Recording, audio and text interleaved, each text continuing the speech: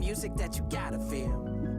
Gave you the truth before I got a deal. No rabbit in a hat, it ain't no magic, ain't no Copperfield. More like a panther, Huey Newton, Bobby Seale. Word to the free lunch, who knew what we would become? Who would be defunct, which rumors would be debunked?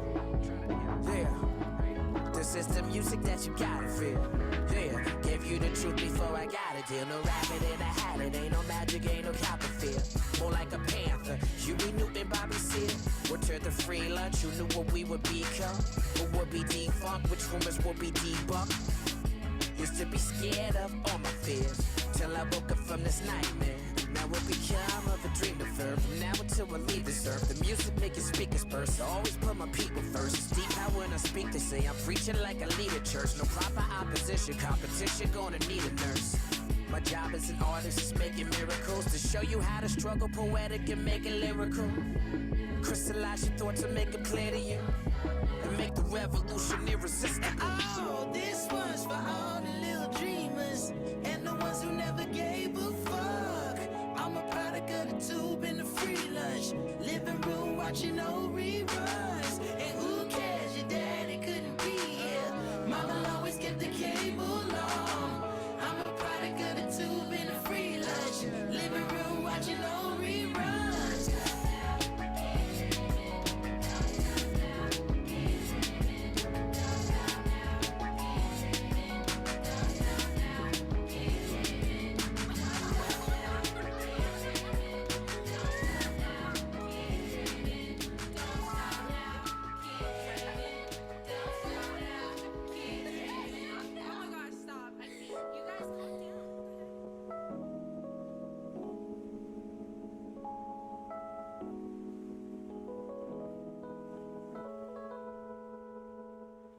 No, evolution, where is it all going? Was it coming to an end, or is it just beginning? I was one fellow who rode Malibu quite well at a certain time in history, and I doubt if very few people are able to find these types of... Chief, you can cut the music. I know you got to do the switch. You mind pinning us, me, Dawn, and Denise, when you get a second? Welcome, everybody. Thank y'all so much for joining us today. We're so excited to see so many folks in the space with us.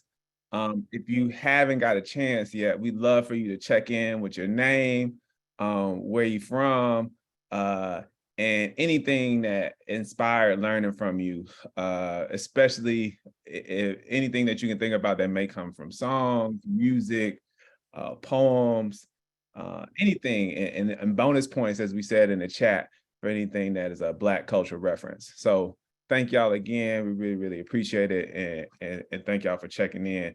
I'm gonna go ahead and introduce the two people for the reason why we are here, Miss Denise Page and Dr. Dawn Henderson. These two lovely women will be who I'm having a conversation with today to talk about how the Keep Dreaming Toolkit was manifested. Denise is one of our amazing Black parent leaders.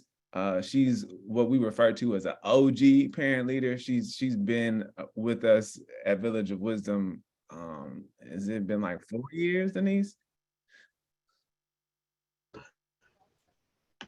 4 years.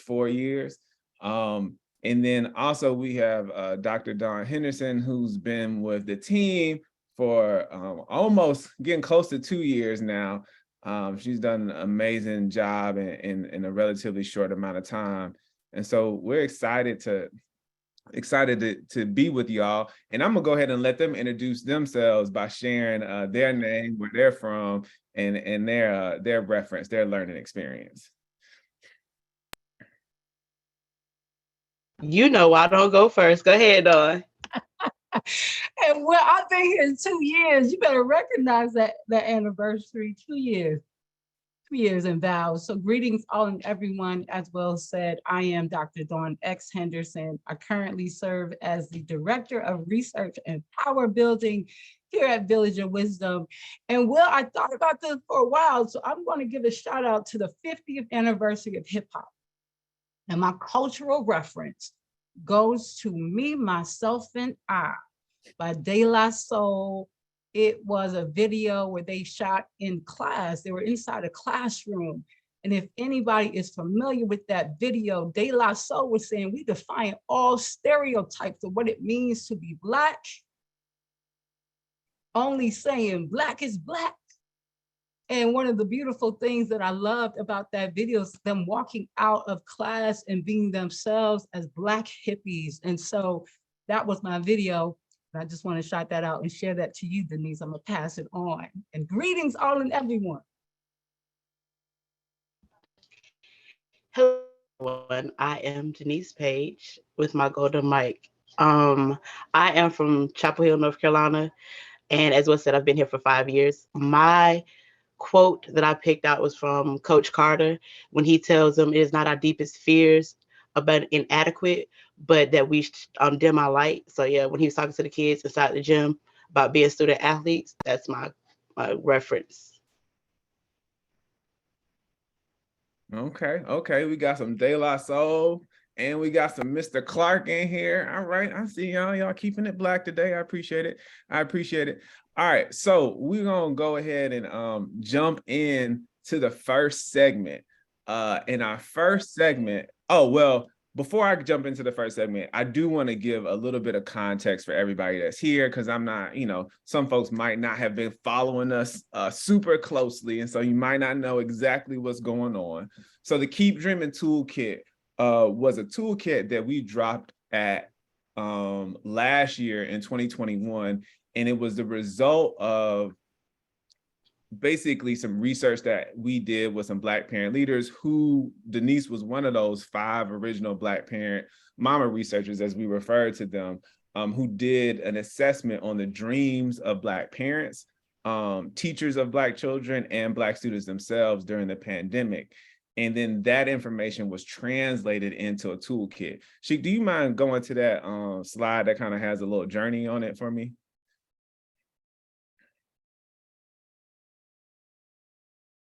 Yeah, so this is kind of what I'm talking about right here. So we went from the Fierce 5, they did the Keep Dreaming report, which then ended up becoming a dreams assessment. And then finally, most recently, this past Tuesday, we released the Keep Dreaming Toolkit report. And so the Toolkit report is really what I'm going to start referring to as a manifestation report. We took all of the learnings from creating the Keep Dreaming Toolkit, which was a resource guide that was for Black parents, made by Black parents. And then there was also a partner guide that was created for teachers of Black children. And so the parents contributed to both of those. And so the manifestation report is really just us talking and sharing with the world how we went about that, and really trying to encourage other folks to really adapt more community-driven processes, especially community-driven research processes and community-driven design processes. So that's just to get y'all up to speed on what's going on. So now that I kind of did the boring intro, I'm gonna ask Denise and Dawn to tell me what had happened. So could you go to that next slide for me real quick, Sheik? And for some folks, y'all are familiar with the ISO boom. So anyway, my first question is for Denise.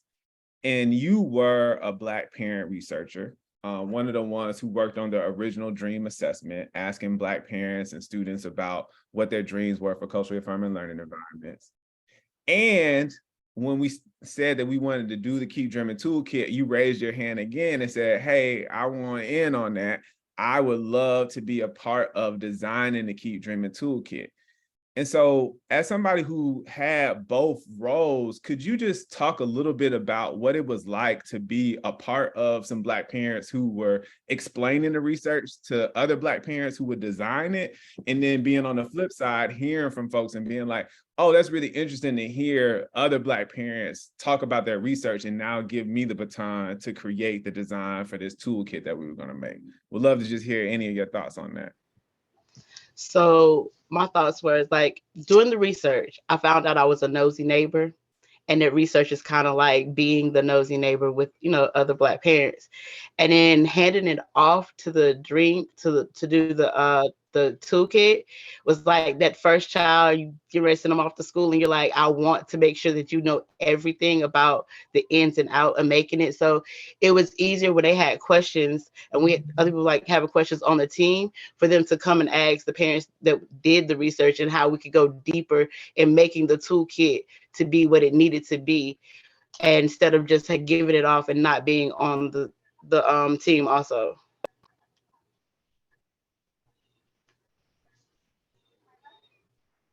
You muted, Will. My bad. My bad. So Dawn, as somebody who was kind of guiding this process and looking at it from probably a 10,000-foot view, just really curious to hear what your thoughts in the report. You actually bring up something where you said when you ask people what their dreams are for Black children, including Black parents, that sometimes there's a pause. And I just thought that was really interesting. Like, you ask people, okay, well, what are your dreams for Black children? And then I'm imagining them being like, and then, ready, all right, ready to hit you with the ISO boom. So could you tell me a little bit about like what that is, what you're thinking about, what you think might be happening and going on in parents' minds when we see this happening? Yeah, well, so first of all, I want to say, like, it was a real observation, right? Like, Denise, if you remember in interviews, with the teachers and the parents, that asking people like, what are your dreams and aspirations for Black learners is like a pause. And I like to say, Will, that some of that, particularly for me as a Black parent, is I don't get to answer that question often, right? Most often when I'm in spaces, particularly talking about my child or my children, people are telling me something, what your child needs to do to catch up, right? What your child needs to do to improve, what your child needs to do well on a test, to do well on an assignment. And here are the things that you need to do. And oftentimes it's painting a picture that something's not lacking about my child, right? So when someone asks me, what are the dreams you have for your Black learners? I'm like, hold up. Are you asking me this? Do I get to tell you this? Do I get to bring this from my mind and speak it into the universe? And then as we saw, not only do I get to speak those dreams, but they actually get to come true, So I think, Will, oftentimes, again, when we're talking about systems of oppression that teach us Black bodies as something is missing about Black bodies, as something is a deficit of Black bodies, and someone says you get to dream for Black bodies, that's the pause.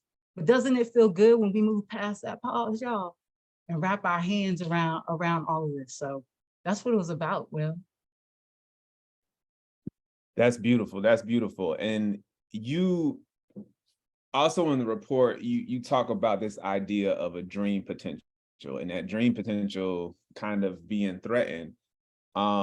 And I'm curious, Denise, if you have thoughts about like this idea of dream potential and the threat of that, but also too, when you think about this process, like in creating what was going on, anything in particular maybe kind of stick out to you as you think about like, oh, okay, well, we were facilitating this dream assessment process and we were facilitating creating this toolkit, and just wondering how that struck your own creativity or made you think differently about things. Well, I noticed that there was a big difference in what kids' dreams and what parents' dreams were. And there was a tussle between the two. And when you got down to it, if you actually listened to the kids' dreams, it was actually to support the community in a way. And the parents was like, you should kind of not look out for yourself, but make sure you got everything you need first before you look out for the community. Also, in this assessment, we found out that our kids are not protected. Like, we knew our kids were not protected when they went into the school, but then to hear when teachers try to stand up for their kid or for our kids, they would get punished. And it's like, how are we going to work around getting that into the toolkit? So when our kids do go out whole to these schools, that they come back whole to us. That was another thing. Like, how do we make sure that we preserve them? Because we send them to school whole and complete. and then they come back bruised and battered and chipped. So how do you get to sit into your Blackness and be unapologetically Black? Definitely some bars there, Denise. I hear you. I hear you. Don, any thoughts here on the dream potential or pieces that you want to add before we get to our next segment, or see if folks have any questions for us? Yeah, definitely will. So I do use the language of dream potential because I do believe that we always dream, and oftentimes there's a potential of that dream. I believe the beauty of the Keep Dreaming Toolkit and what was done with parents was, as you said, dream manifestation, dream actualization. So how do we take it away from it may not be possible into the possible? And so, you know, that's what this is about, right? The possibility of leaning into Black parent wisdom and the beauty that emerges and blossoms from that Black parent wisdom. Thanks for that. Thanks for that, Don. And so we're gonna have time for folks to ask questions at the end of this conversation. But if there are any questions that folks have now, we'd love to see people drop those in the chat. We'll look for those questions and try to ask them here. But yeah, so, and just so y'all know, so we have kind of this first segment, which is to see what had happened was segments, really just to kind of ground people in the actual process of what was going on. And then the next part of this conversation, we're going to really start talking about what is relevant and kind of like what were people's favorite strategies out of the toolkits, just so we can have a bit of a conversation about that. And then finally, we'll talk a little bit about really kind of the learning experience in general and kind of the process and how culture plays a part in doing this type of work, right? So one of the big things that we believe is that being situated in a culture that is familiar to you gives you greater access to like your cognitive capacity, right? So if I don't have to be worried about translating myself for another culture or showing up in a way that is more amenable to you, then I have more access to my brain to think about my wildest dreams, right? And so that's kind of the arc for today. So want to make sure folks have a good grounding,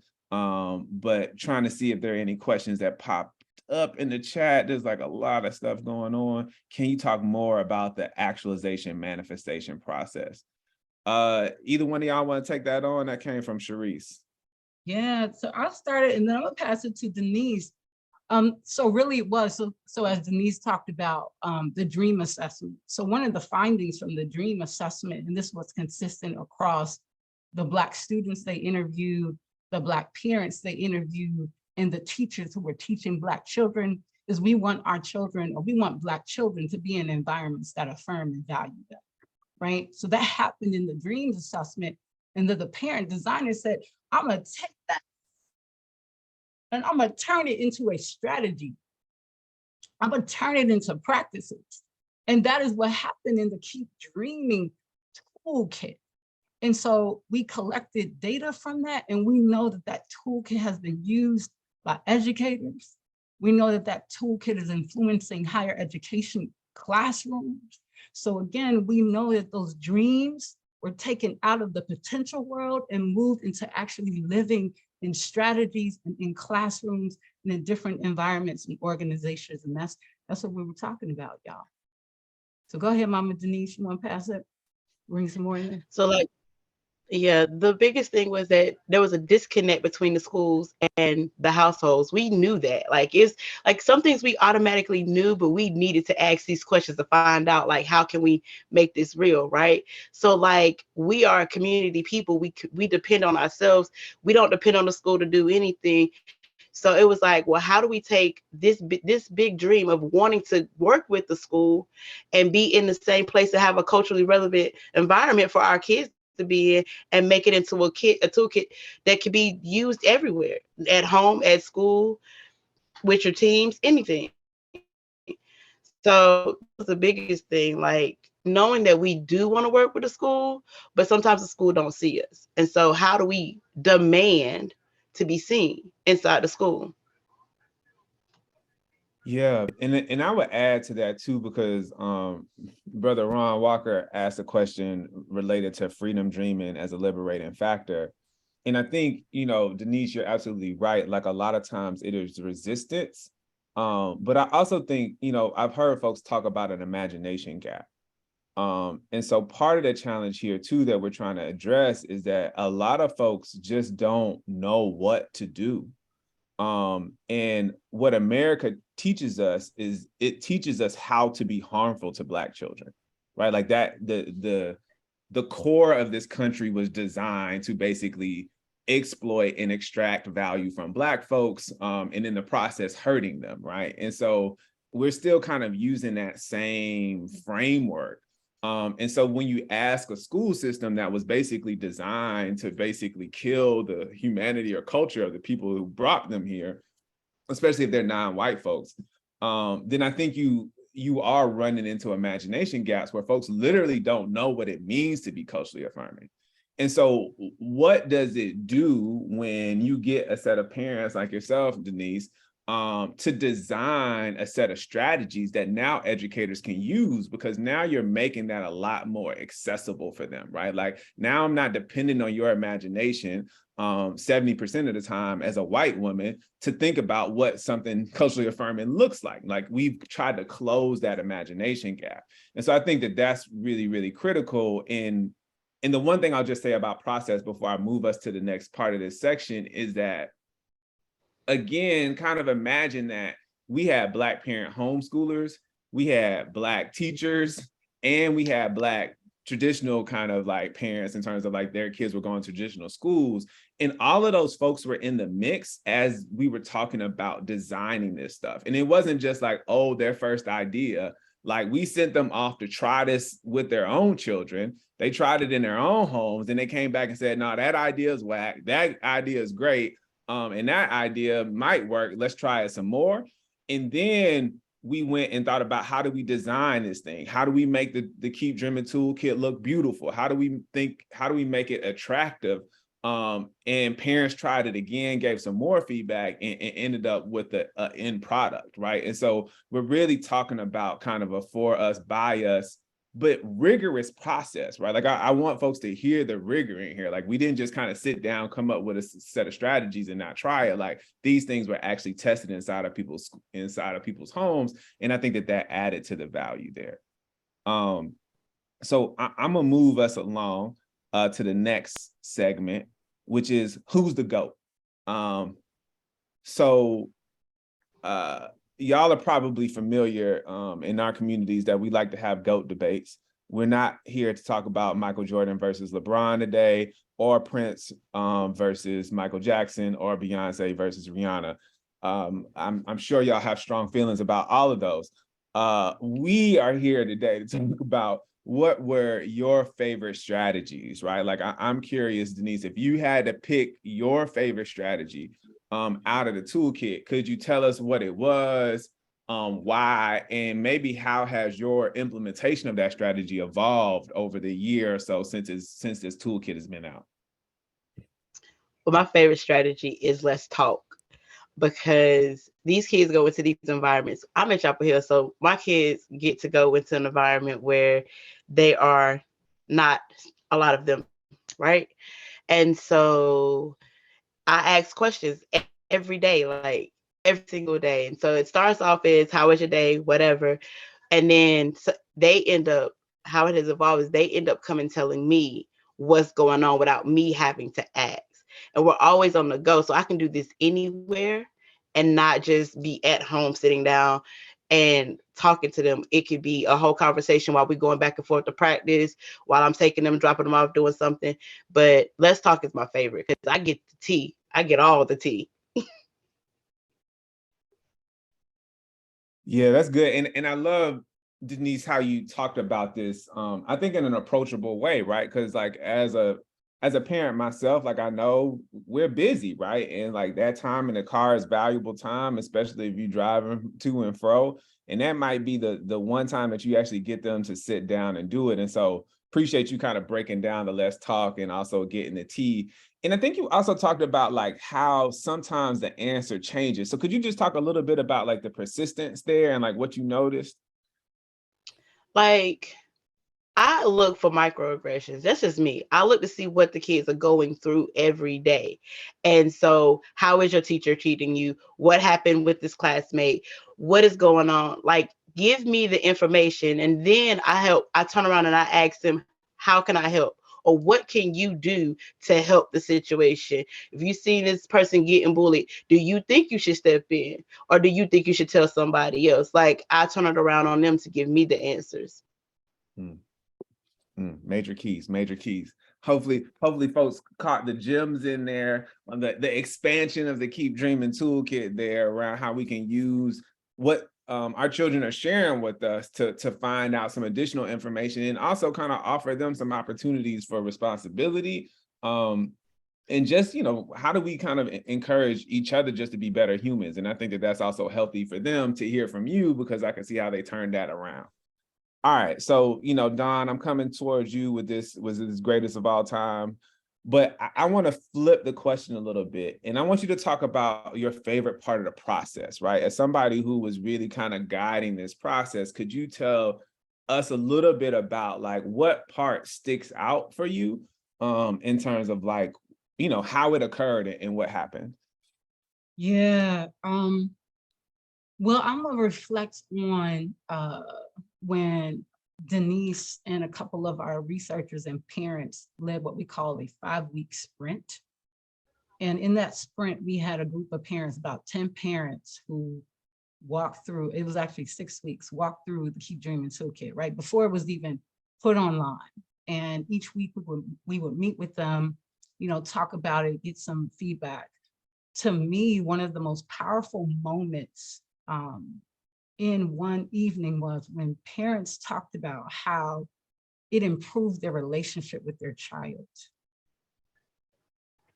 And I remember also saying, I need to try some of these strategies, at home for my own daughter, because that's what I want. I want to lean into a healing relationship between me as a parent and my child. And to me, I think that's powerful, right? It's not just, oh, I'm a better parent, but to sit there and say that this experience improved my relationship with the child, that to me is impact. That to me is, we are driving change. We're changing relationships, particularly those that exist between adults and young people. So that resonated with me the most, Will. Yeah, I mean, and it's so interesting because I just want to make sure folks kind of hear what's happening here, right? Like, usually when I think y'all think about education designers and who's creating toolkits and textbooks and things like that that folks are using in their homes and people are using inside of classrooms, like, are y'all thinking about people that look like Denise and Don and me? Because like that's who created this resource, right? Like this wasn't somebody working for, no shade to Hugh Flemin, Houghton, or whatever the names of those textbook providers are. Like this was folks that y'all know who were actually creating these strategies and seeing if it worked. And they didn't have to dream about what a Black kid was going through because they got their own Black children to talk to, right? And they didn't have to dream about what a Black parent would be thinking about because they are a Black parent. And so what does that proximity, and not just proximity, what does that identity mean in terms of embedding that into a process? And so again, when we think about rigor, right? Rigor has to do with your ability to understand a particular experience and a phenomenon, and then aligning a process along with that. And so I just want to make sure folks kind of appreciate that as Don talks about it. Sheik, do you mind just pulling up this quote for us real quick? I'm gonna hold us here, see if Don and Denise got anything here. So this was a piece of data that Don pulled, which was basically, there was a set of questions that we asked. And one of the questions that the parents responded most highly to was this idea that they had an increased sense of awareness of how their children, what their children relied on to relieve their stress. And I'm gonna underscore this point a little bit more because Don makes this point in the report this is happening during the pandemic. And so you think like, oh, our kids are going to get some reprieve from maybe the whiteness that they experience in schools. But the thing that really hit me was this point that you made, which is that like, but as soon as our kids got a second to break from that, what they were seeing on TV were Black children and Black people being killed day after day after day. And so even when you thought they were going to get a little bit of a break, they really weren't, because they were literally have to deal with people looking like them being shot and killed. And so this idea that this process allowed for parents to have a better insight into the ways that their children were relieving stress, I think could be a really, really key finding, because this gives us some insight into how do we support Black children, because the lower their stress levels are, the higher their academic performance is going to be. But also, like, let's just be real, that it also allows them to be more human, right? Like, nobody wants to be stressed out. So just curious if y'all have some thoughts that you want to add into that. I think you said it, again, you talked about seeing all that, and then they had to show up. They had to show up and be present and online, right?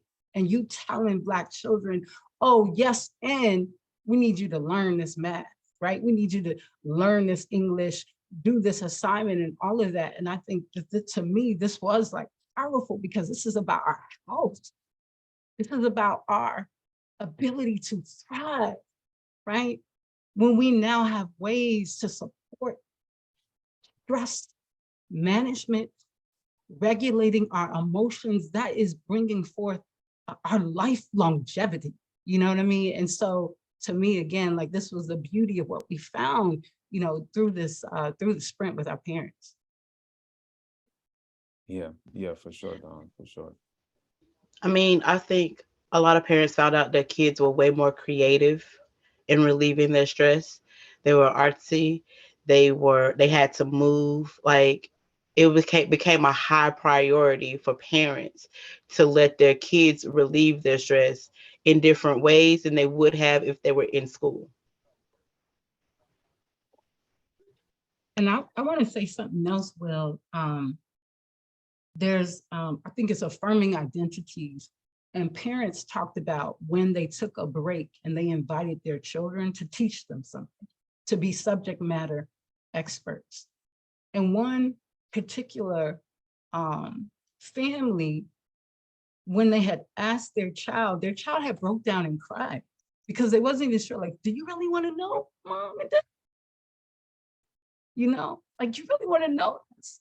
And I thought, again, that was so powerful. And they talked about the kindness that young person, evoked when they were trying to teach them. I think it was like a video game or something, right, Denise? But, again, just want to bring that forward in some of the realizations that we saw, during that process.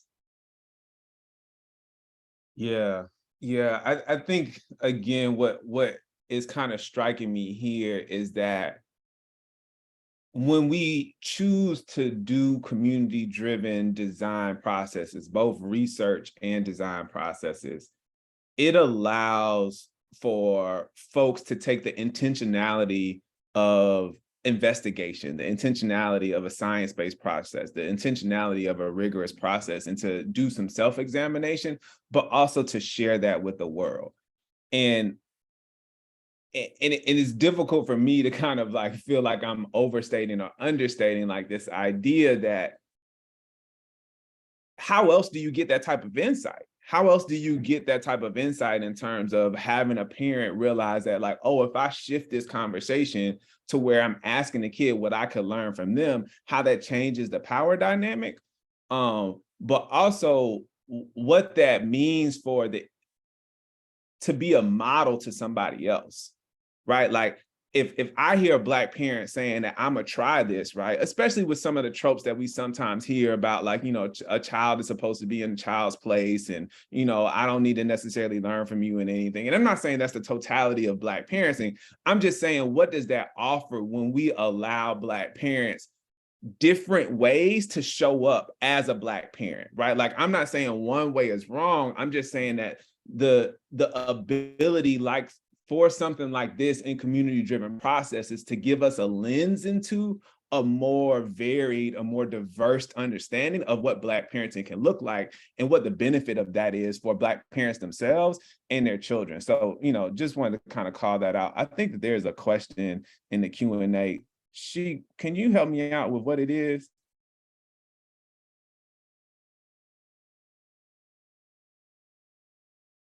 All right, we'd love to hear about any of Val's work that specifically addresses Black children and parents with disabilities, especially any particular ways that Val's approach and vision aligns with and draws on expertise and experiences of neurodivergent Black children, and it's moving fast. But yes, I think we got it and heard it. Dawn, Denise, anything come up for y'all? I can kind of try to address that, but yeah.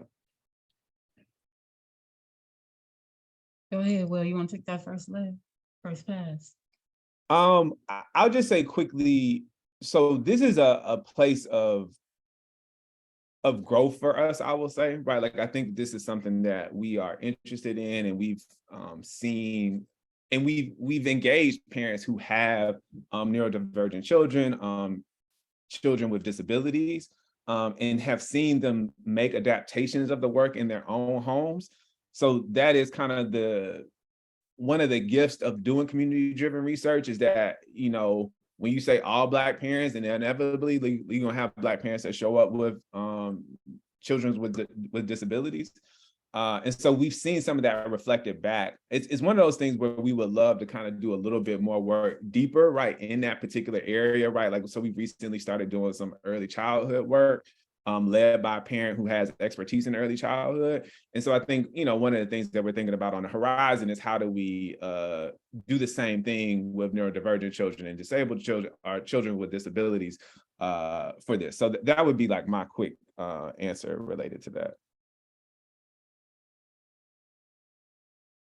Yeah, I also want to just say, acknowledging that it's an area of growth. And we actually did have a parent who decided to share. They weren't in our sprint, but they decided to share their Keep Dreaming, the Keep Dreaming Toolkit with their beautiful child who has autism.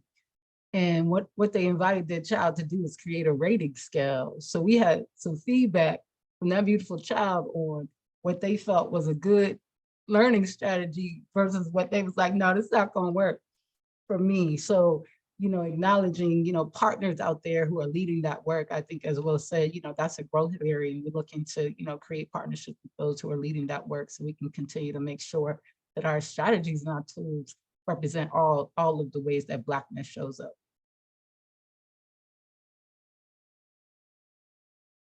Thanks so much, Dawn.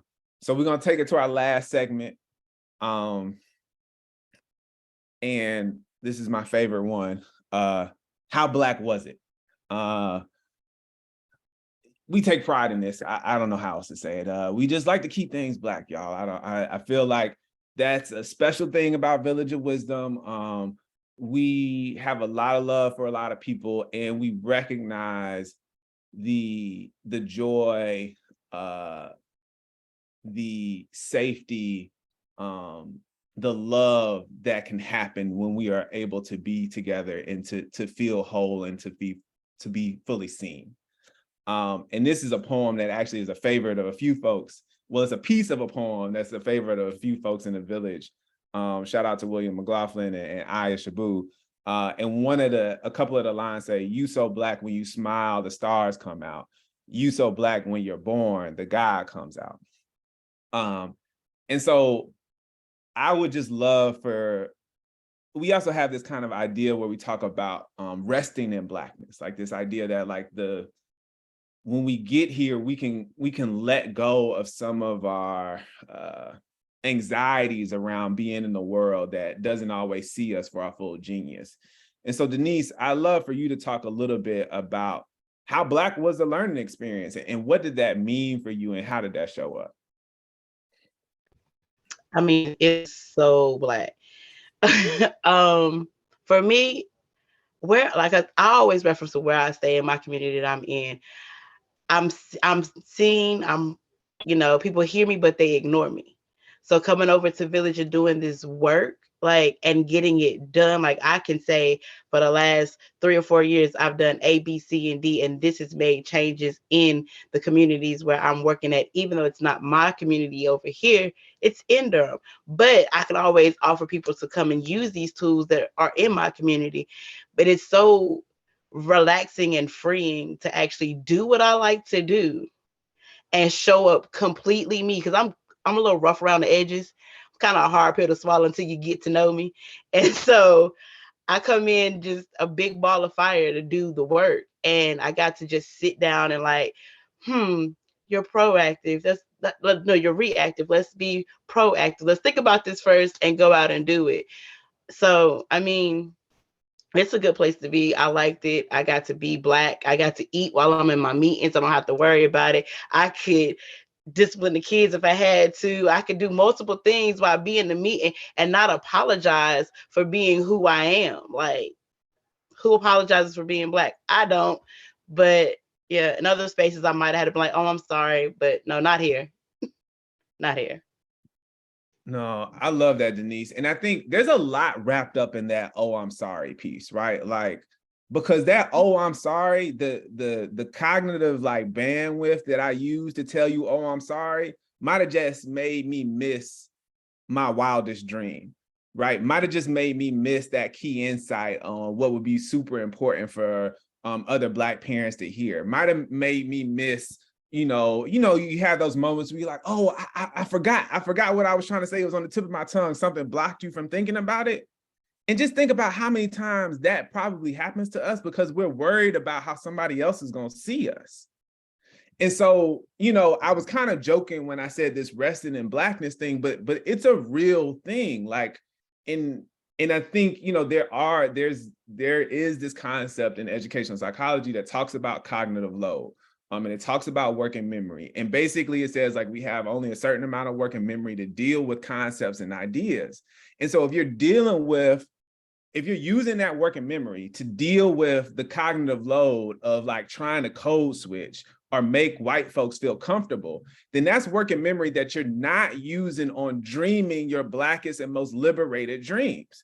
That's energy that you're not using on thinking about how to make Black children comfortable, how to make Black children feel seen, how to make sure that Black children feel like they can grow and be whoever they want to be. And so I just want to underscore kind of that point that Denise is saying. And that's something that we also noticed, right? Is that as this conversation went on, the ideas became more and more liberatory, more and more radical, more and more affirming to Black children.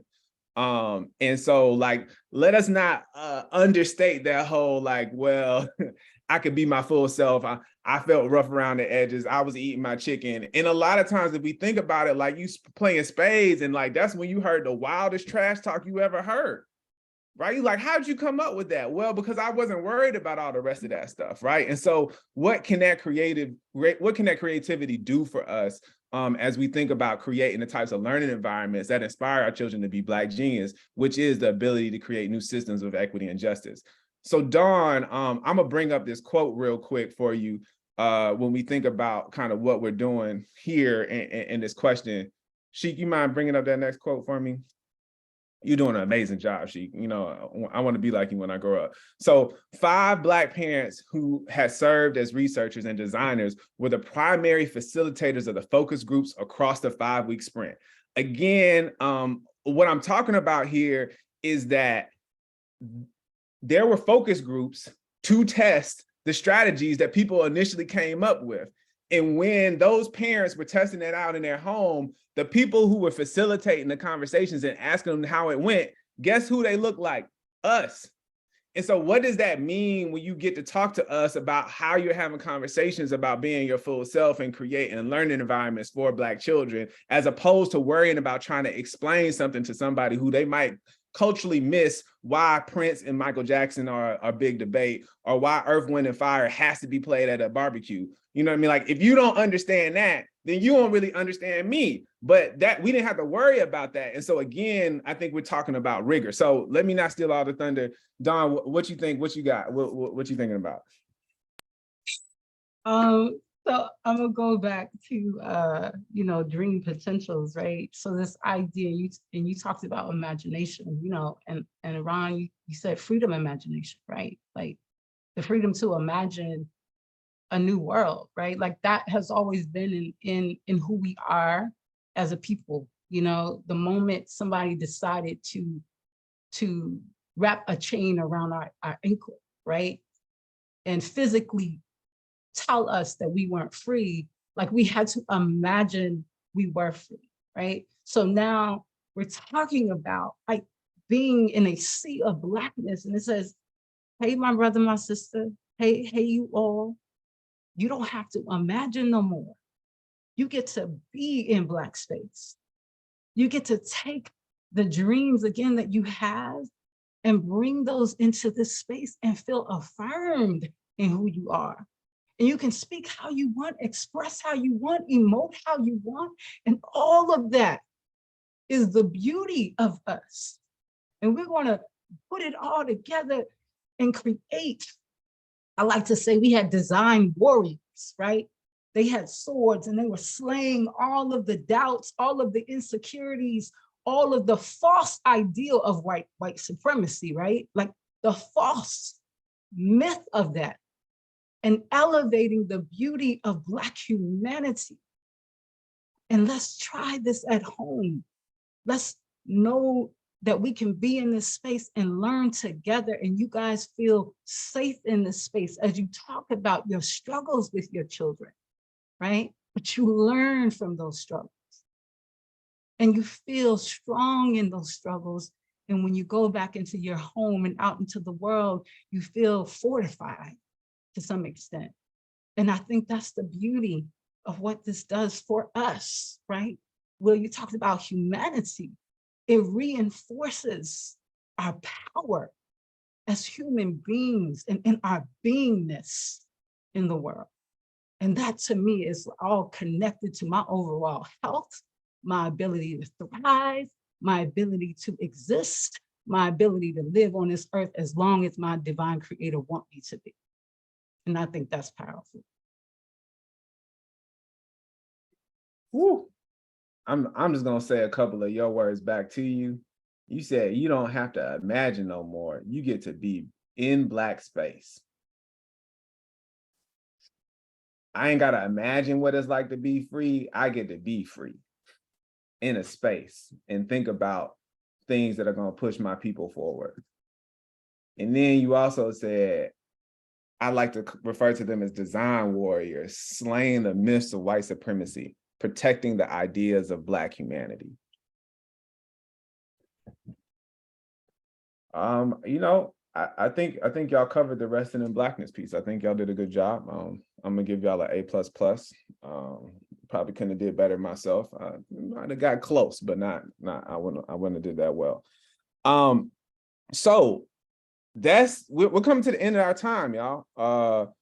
Want to talk. So I'm gonna give y'all a second to ask questions. But I do want to give y'all a vision to what's next, right? I got somebody in the DM asking me what's next, when's the next event happening? And I want to make sure I answer that question. You know what I'm saying? I don't want to leave you hanging, Malachi. I seen you in the chat. I got you. All right. So you mind pulling up the Dreamship slide? So this is what's next for us. And this is where you can find out about our next events. So if you want to know more about the Dreamship, then you're just going to go to valdreamship.org, first of all. And in case you miss anything else I'm about to say, you just go to valdreamship.org. If you want to know what's next and when the next event is, you can go into that site and then there'll be an event tab. You can go down and you'll see when the next event is.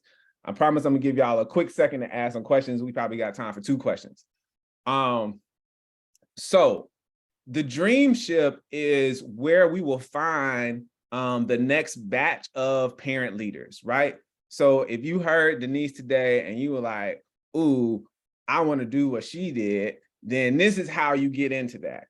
And if you're thinking, well, I don't know if that's necessarily me, but I do know some people in the Triangle area that should be them, then I would tell you to make sure that they get this information, right? because the Dreamship will be a 2-year program for parent leaders. And what's going to happen is that they will get the opportunity to kind of get exposed to how we do art making work, how we do research work, and how we do work to support education. The experience, y'all know what the experience is what we've been talking about this whole time. You get to really lean into some care, lean into some rest, and lean into some affirmation as you think about what culturally affirming learning environments and what dream learning environments for Black children looks like. How many people? We're looking for about 15 to 20 parent leaders. We're still trying to get in on the number. Those folks will come from the Triangle area and any bordering counties to the Triangle. I don't remember those bordering counties off the top of my head, but Triangle is Durham, Orange, and Wake. And in any county that borders that, if you got a question about that, you can look at a map. And then what's the compensation? So it's $12,000 a year per year. So this is an additional $12,000. And what's the commitment? You get 5 hours of learning and 5 hours of rest. Why rest? Because if you can't sleep and you can't rest, then you can't dream. I'm just gonna keep that real simple because we ain't got a whole bunch of time. I'll let y'all just settle with those words. Again, if you want to find out more about it, valdreamship.org. Our next event, if you real thirsty, is Wisdom Wednesdays. You'll see it on the event page. You can go in and kind of get to that. So before we get out of here, I want to make sure we give space at least for one person to ask some questions. One last question, and then I need to do some sponsors thanking and all that other stuff before we get out.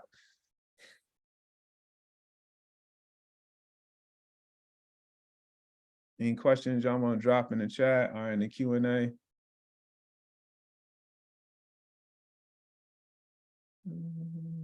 don't see anything. I guess I should have told y'all to drop the questions in there while I was doing all that talking.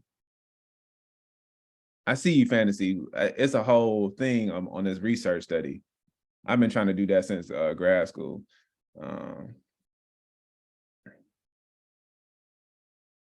What's the 12K for?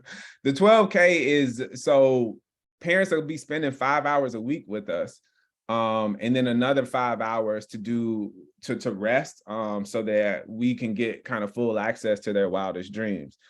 So it's a 10-hour a week commitment, and so the 12K is to offset any cost that folks might incur trying to give that much time. Any ideas to share this with the DPS board? I'm planning to visit them next week or in April. Ashley Smith, I would love for you to take this to the DPS board. Some of them are well aware of this work, and some of them are not. We are looking to kind of do some stuff with DPS. We're always thinking about them. Definitely have good friends there, and Kelvin, and some of the board members. Would love for y'all to bring this up to them. It would help us in some of the work that we have going forward. Definitely not. I'm not running for board. Ain't nobody, well, I don't have the time. So somebody should have time. DPS Foundation, we work with them as well. Shayla Perla, we see you in the chat, fam. We better see you filling out a registration form. I done seen you flirting with us a lot in the chat, so we better get some registration form action up out of you. All right, so I think we're gonna go ahead and get up out of here. Denise, Dawn, anything y'all want to add in before I do the thank yous to the sponsors and all that other stuff? What we got? Similar like gratitude, Will, for Val, for Village of Wisdom. Gratitude to the parent leaders I see in the space, to all of our staff who's in this space, to all of you all who decided to take a ride and come into this digital space and join us. I do want to shout out the power of Keep Dreaming, and Nadia, if she's out there, Nadia Porter came up with the hashtag Keep Dreaming, right? And we continue to live that out, and let's continue to not just keep making them dreams come true for our babies, for our communities, for our neighborhoods, y'all. And we get to create the worlds that we want to be in. So that's my shout out of love to y'all. Thanks so much, Dawn. You on mute, Denise.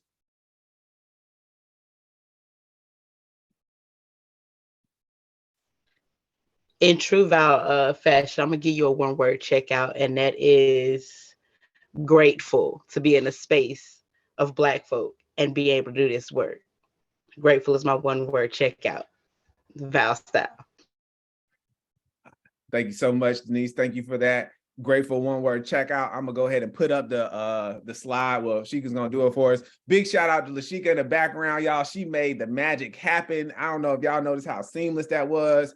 Any things that happened before the Zoom, I will apologize to say that y'all got 8,000 emails, and the reason why is because I need to be fired from every logistics role. They ain't have nothing to do with Sheik, but she's the one that made this go super, super well in the background. So big shout out to you. Big shout out to the rest of the Village of Wisdom team for all the amazing work that y'all do.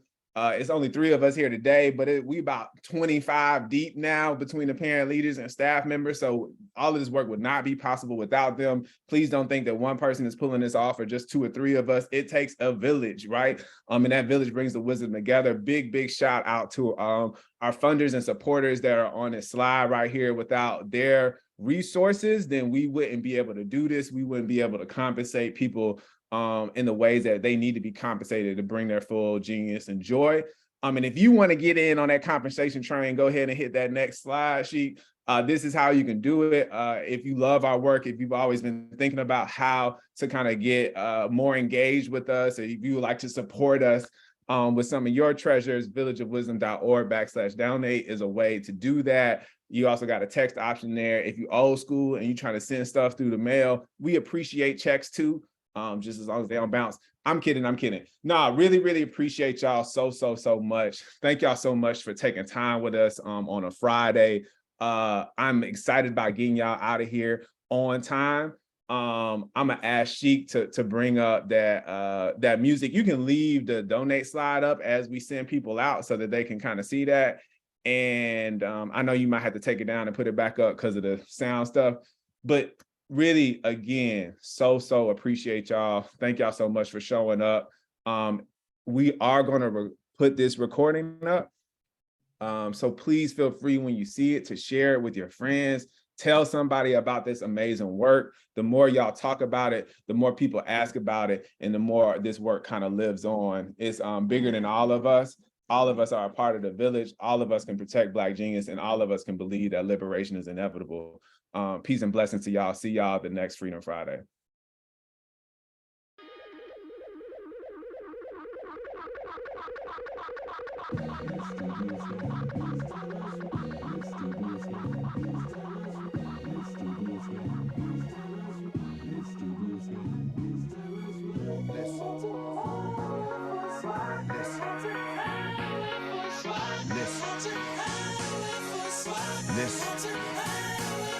Aston Martin King, Luther with dreams. The young Denzel, the way I move through scenes. I'm like a preacher that once was a fiend. A story of change that came with wings. Pretty is the skyline, the sky is my eyeline. Son of the most, so from up high I shine. Suited in Prada, stay mellow like Lala. Young fresh with dollars, ladies go gaga. I'm the cum laude, top of the class. Black Wall Street, so my stock will never crash. Giving what I ask, pure religion and cash. For the windows that open, I'm raising my glass. Daylight beams, nightlife schemes. This is my inception, I'm writing my dreams. Immortal view of a star doing what I'm born to do. I see the blue sky, say the Lord's coming through.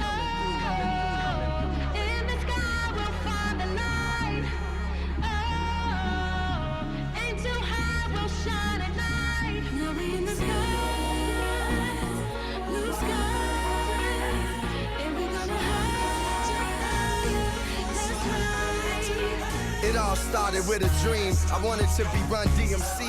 The Lord put the blessing upon DMC. O to the M, dreams were spoken to him. That's when I knew my flows would overflow to the rim. Open my eyes, yes sir, this is what I'm made for. To go hard in the paint like D Wade or D Rose. From the same streets that we rose. International heroes at world primos. Red carpet magic, taking pictures with the president. Total for healthcare, my music is the medicine. My name holds weight, I am never hesitant. Different state resident, this is hood elegance. SLS classic, pursuing my passion. Known for fashion, now I'm Oscar party crashing. Immortal view of a star doing what I'm born to do. I see the blue sky, say the Lord's coming through. Coming through, coming through, coming through, coming through.